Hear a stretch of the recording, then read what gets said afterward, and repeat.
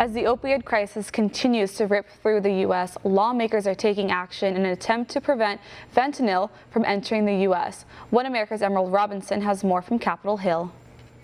Republicans and Democrats may not appear to agree on much these days, but one thing both parties do agree on is the need to combat the growing opioid crisis here in the U.S., with two senators spearheading a bipartisan effort to identify and prevent synthetic opioids from entering the country via the U.S. Postal Service. Our report found that we have opioids coming in from China. They're synthetic through our mail system, made by some evil chemists in China, and right into our communities. China is the largest producer worldwide of the synthetic opioid fentanyl, which has received a lot of media attention lately for overdoses causing the deaths of celebrities Tom Petty and Prince.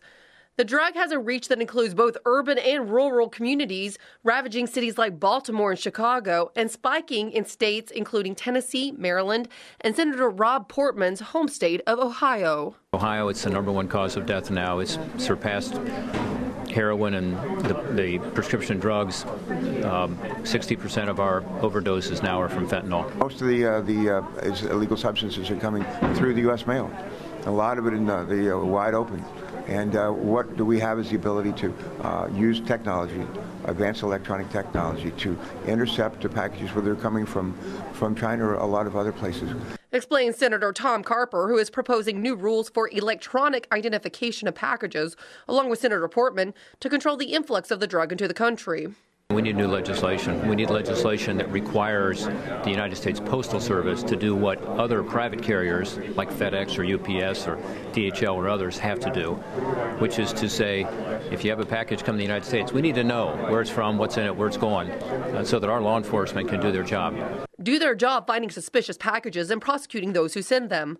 But how do lawmakers plan to get China to comply with new identification rules? You tell them if you want to do business with us, you've got to do it, ultimately. Your work is being done to say, China, back off.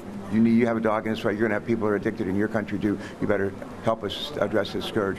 Senator Portman says it's about identifying more than opioids. It's fentanyl and other synthetic opioids today, but it's also about terrorism and explosives. It's about being sure we just know what's coming into our country, but we have to do it with regard to fentanyl. If we don't do it, we'll continue to see more and more overdose deaths.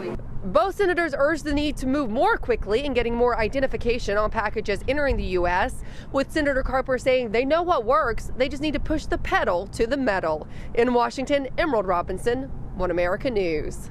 We can use your help.